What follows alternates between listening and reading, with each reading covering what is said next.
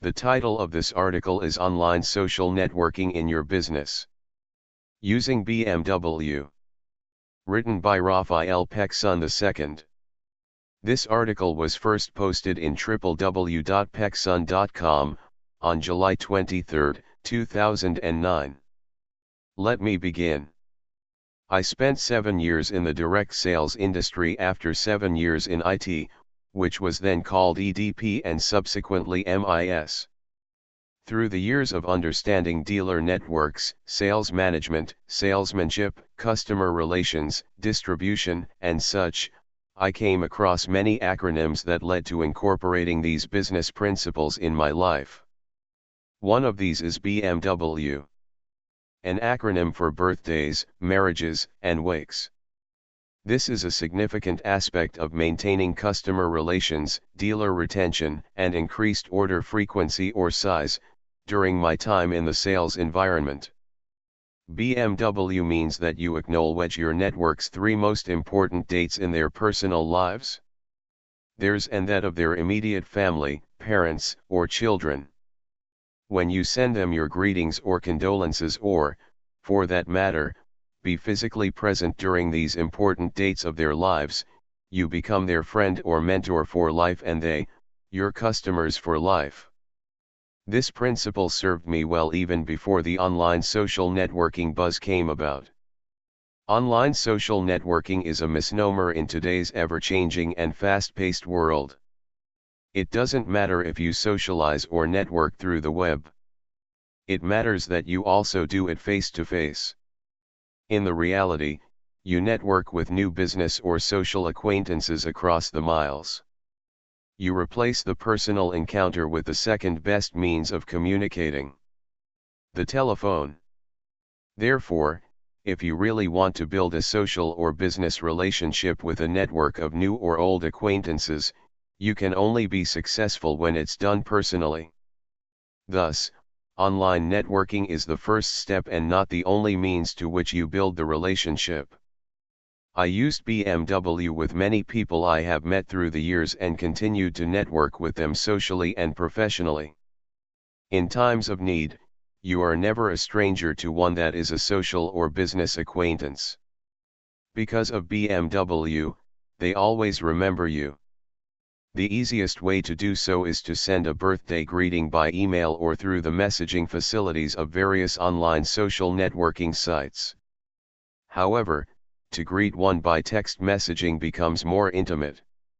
A phone call is better. A face-to-face encounter is best. If you acknowledge them during their wedding anniversaries, this brings you up the intimacy scale, or during the wedding of their children. In times of sorrow over the death of a loved one, the sincere effort to offer your condolences overshadows birthdays and marriages. You start to become a true friend for life by being there in their most vulnerable times.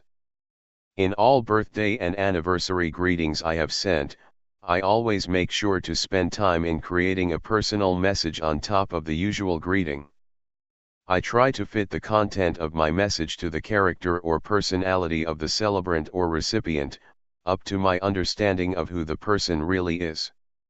This can be a quotation that fits well, a joke or a more intimate greeting than the usual stuff. A huge percentage will respond back with sincere thanks and follow up with questions like "How is the family?" or "What type of work are you doing?" This initiates a slew of responses between you and your network and pauses once they are satisfied with your answer. Remember, always make it a point to be the last one to respond in this exchange of messages. If the person is within your locality, offer to meet up for coffee after the special day, even for just half an hour. Again, business and social networking becomes successful if it's face-to-face or by voice. There was a time I needed more projects from North America. I used my BMW roots to touch base with my network. I didn't get blank responses from my social and business acquaintances because I kept appearing in their lives at least once a year. I reached out with a friendly smile, and many offered to refer me to people they knew who may have projects for me. In fact, One person I have never met face to face who used to live in Trinidad and Tobago was during that time living in Toronto. This was James. I eventually called James after an exchange of emails and had a pleasant but short conversation where he offered to refer me to someone he knew may be able to help. Lo and behold, that person, named Kathy, represented the largest trade publication company in the world. Read business information. I did a conference call with Kathy's team and my team, won their initial trust just based on how we presented ourselves during the call, and Kathy eventually flew to meet up with me, visit our business premises and sign the contract with me. Kathy already left Reed, but we remain good friends until now. She now lives in Arizona doing small projects. I met James through an email network I joined in 2002. I got the project from Reed in 2006. In those in-between years, I kept in touch with James by email and occasional but rare moments of calling him up when he moved to Canada. With James and many others I networked with, I always made sure they knew more personal facts about me, usually offering information about my family, personal experiences, and professional facts. I always believe that 80% of the people in the world are honest, and so I make sure to fill in as much information on my profile in many of the online networks I belong to, and to allow a snippet or so of my profile accessible to the public. It took years for James and I to develop some semblance of trust, and, when the time came to ask for a favor, he gladly gave it without any inkling to ask for a commission or to cash in on the favor. Today, I give the same BMW effort to Kathy as I did with James. Last year, Kathy referred me to her friend who needed to develop a marketing program, which I also implemented. BMW also worked during the time I was financially down. There was one person I kept communicating with over the years, since I met him during a job interview a decade ago. He was and still is the president of a large call center. We didn't see eye to eye on the job but bantered on ideas about business. I continued an email-based relationship with Vic, and, when I had a call center project to offer him, I'd call and meet him at his office. The last I met up with him was 2 years previous, and because I had continued to communicate with him, one short email led to his response for a meeting 2 days later with his personal interest, together with his vice president named Roland, to help me. Wow. I mean, they were never close friends, but because of sincere effort to continue communicating with them using BMW, the stranger barrier was almost non-existent, and thus trust between each other began to grow. You might ask, what about the holiday greetings? There is no harm in adding that up to BMW, but not everyone are Catholics or Christians who practice Christmas. Father's Days or Mother's Days may not be that important to others, less those who you do not know if they are married. So, BMW still serves the base principle to network sincerely without appearing to push yourself to the person. Remember, that is why they call it social networking, because that's precisely why people join these online sites. So network socially. When you start pushing yourself to sell things to people in sites like Facebook, you will end up alienating yourself from friends and acquaintances. They will stop communicating with you, never respond to your message, and start to become a stranger again. This happened to me when I sent a message to a celebrity who I wanted to help me with a new project. No response.